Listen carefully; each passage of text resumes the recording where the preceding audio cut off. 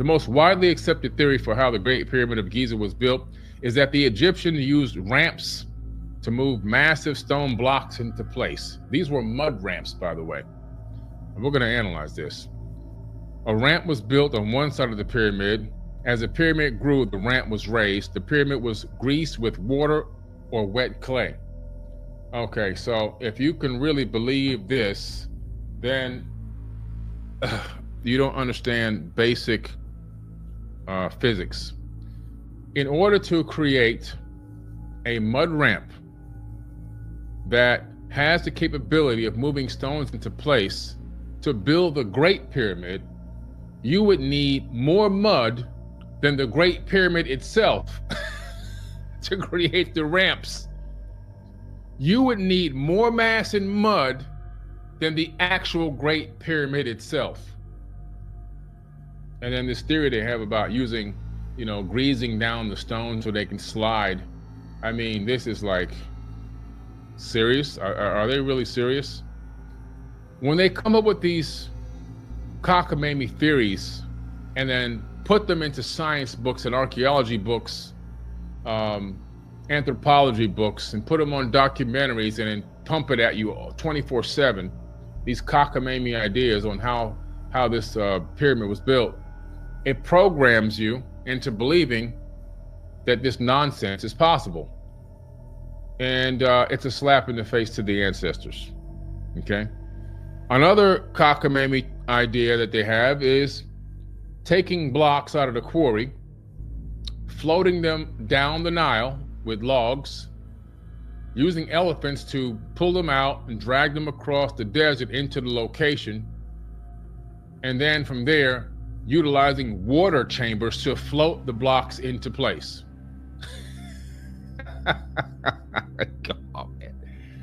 Come on, man.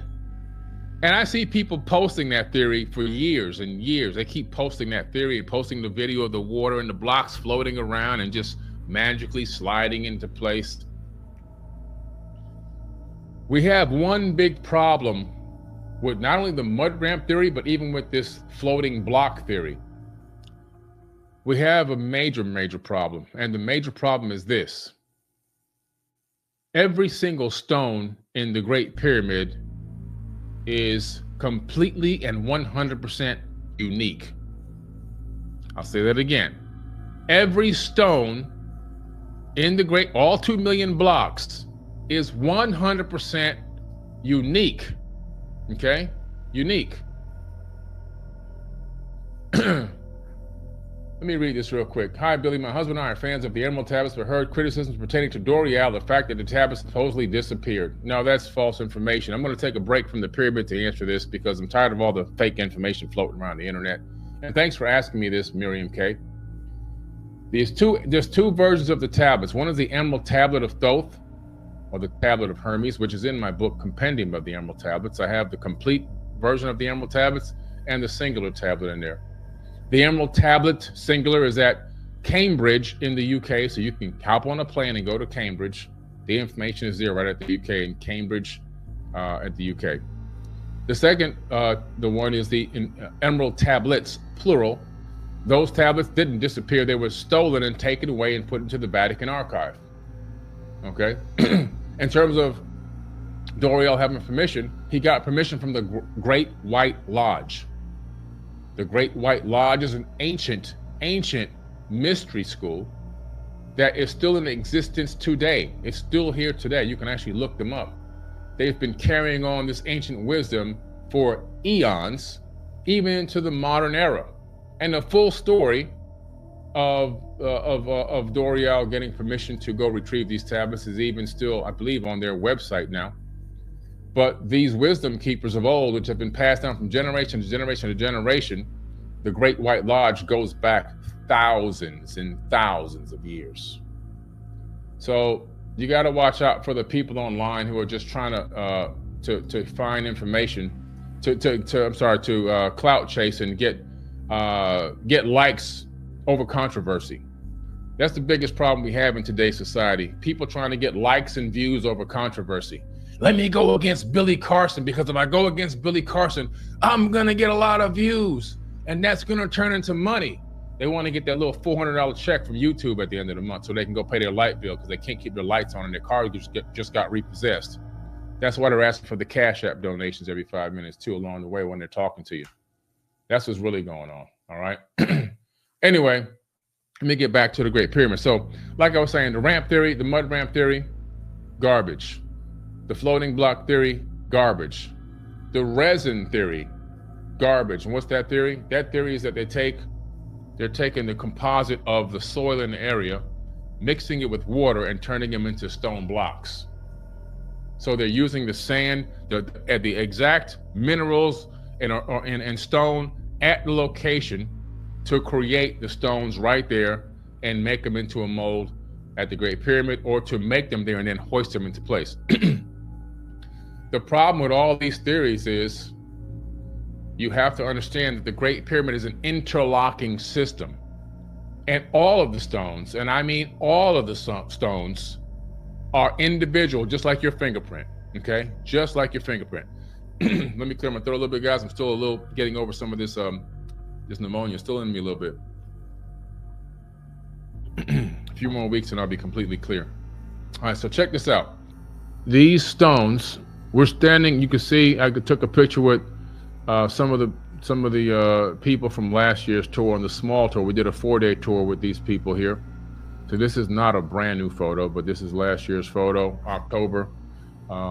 We had 2 tours. So on the second tour, we did a special 4-day tour for people that couldn't go away, leave their business or their job for 12 days. So we did a special 4-day tour right after the 12-day tour. And this is the group we had with us here. And you can see the stones behind them at the base of the Great Pyramid. And as you look at them, I want you to pay close attention to those stones.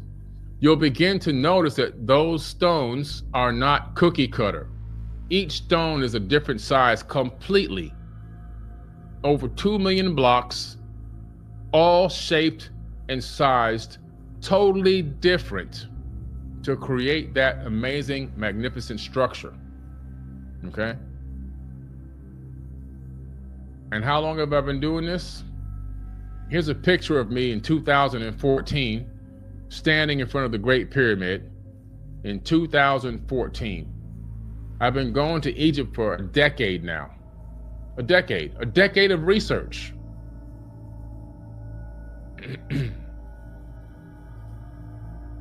And most of the time you see the pyramids, my wife and I, 2 years ago probably, you see the pyramids in the distance, and you don't really get a chance to see what the stones actually look like.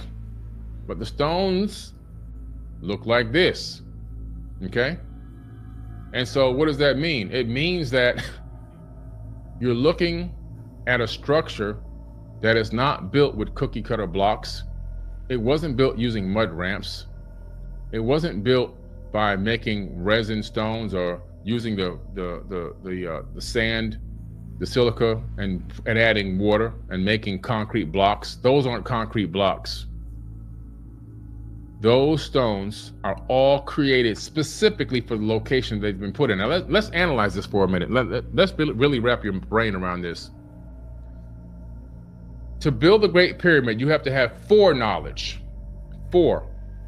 And what does that mean? What is foreknowledge? That means advanced knowledge. In other words, knowledge before you lay the first stone. Now let's analyze this. The Great Pyramid is located directly at the center of landmass on Earth, not the center of the Earth. Don't mix my words up, clippers and all these people who want to go against me. The Great Pyramid is located at the center of landmass on Earth. That means that whoever built the pyramid knew how much landmass was on the east and on the west, and to put the Great Pyramid directly in the center of land mass, not the center of the Earth. That's interesting, because if you would go to an engineer today and tell him or her that you need to put this structure at the center of land mass on the planet, the first thing they're going to ask you for is satellite imagery. They're going to want to see a satellite that's orbiting pole to pole, that's scanning the Earth as it orbits, as it rotates on its axis and orbits the sun. And they're going to want to see as it's orbiting pole to pole, that is scanning swaths of data and stitching them together and taking topography information. They're going to take that topography and they're going to calculate the amount of mass of land and calculate the exact center point, and boom, put the Great Pyramid there. That's how it would be done right now today. And we can do something like that if we wanted to, because we have that technology. Well, supposedly they only had mud ramps and elephants and floating stones back then. So they couldn't have done that. But I'm telling you right now, in order to put the Great Pyramid where it's at, you need a satellite, period, point blank. No other way around it. The second thing is, before you use the resources of an entire civilization to put up 2 million blocks of stone in a specific order that creates this magnificent structure that has multi-function capabilities, you need to know in advance that it's going to work. You see, you can't rob the resources of your civilization and then do something this big and hope and wish that it's going to function. You already know from past experience that this does and will work. It's a proven blueprint. It's a proven blueprint. So the mainstream's idea that this is just some kind of, just out of the cave mentality society, just throwing up some stones, using mud ramps and elephants and hard manual labor. And the biblical version is they got all the slaves, the Jewish slaves, put together the pyramid. False information. The Great Pyramid is built on top of an aquifer.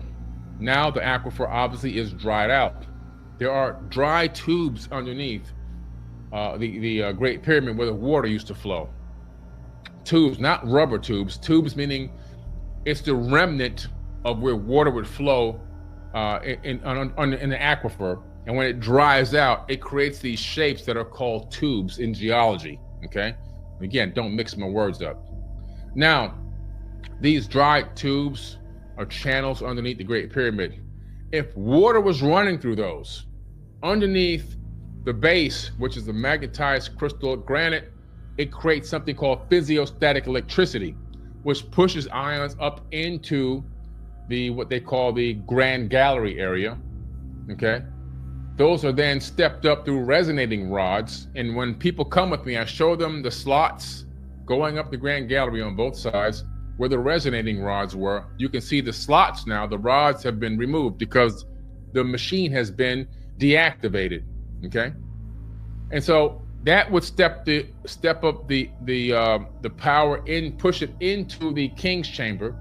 Inside the King's Chamber, you had an older mechanism that would create some type of fusion, but because of something that happened, most likely the water beginning to flow less underneath the Great Pyramid, they put a box there, a rose granite box. It's not a sarcophagus because I can't even fit in it.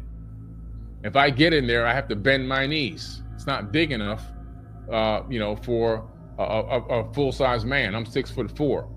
Now, also, it's not a standard. If it was a sarcophagus, it would be a more perfected box because the Egyptians believed in perfection, and what they would, a sarcophagus would be made to a level of perfection, or the pharaoh would kill you for making him a poorly made box. Now, it's not that this box is poorly made, but it's not shaped. It's not perfectly smooth and shaped, just like one of these megalithic sarcophagus. It's actually a smaller box made of rose granite that's added to the structure much later, you can tell. And it's the exact dimensions of the Ark of the Covenant. So the Ark of the Covenant used to sit directly inside of this box. And what was the Ark of the Covenant? We know that it was a power source, according to all biblical accounts. And according to who else? Actual scientists in the United States that actually reproduced the Ark of the Covenant using the biblical text and following those basic instructions. It pulled so much power they had to shut it down because it was pulling too much electricity. Okay, so it's a power generation source, and it was added to the King's Chamber much later. Why? Because the Great Pyramid was a wireless power generator, amongst other things. The other thing you have to understand about the Great Pyramid is you have to understand that the base of the Great Pyramid, when using very simple calculations, will give you the number of days in a year. It'll give you the sidereal year and the tropical year. The height of the Great Pyramid is the average height of all peaks on Earth. Again, to do that, you need a satellite. You need a satellite orbiting pole to pole as the planet spins on its axis. That satellite's taking data, and it's taking topographical data specifically. It's counting all the peaks of hills and mountains around the entire planet, all of them, thousands and thousands of hills and mountains, just counting them, putting it into a very simple, mathematical program, and finding out how to divide them and come up with the average height. Once you come up with the average height, then you say, okay, well, this is the height of the pyramid. We're going to build the pyramid to the average height of all the peaks on Earth so that people will know we had a certain level of intelligence way beyond what they can even imagine. The fact that they built the Great Pyramid to the average height of all the peaks on Earth, it's like a time capsule waiting for us right now today to discover, to be able to figure out, holy crap, these people were way more advanced than us. And what else can we find? What other hidden science and gems are hidden within this structure? It's like a beacon calling out to us throughout the night, like from ancient times, saying, hey, take a look at this, and become mesmerized. Okay.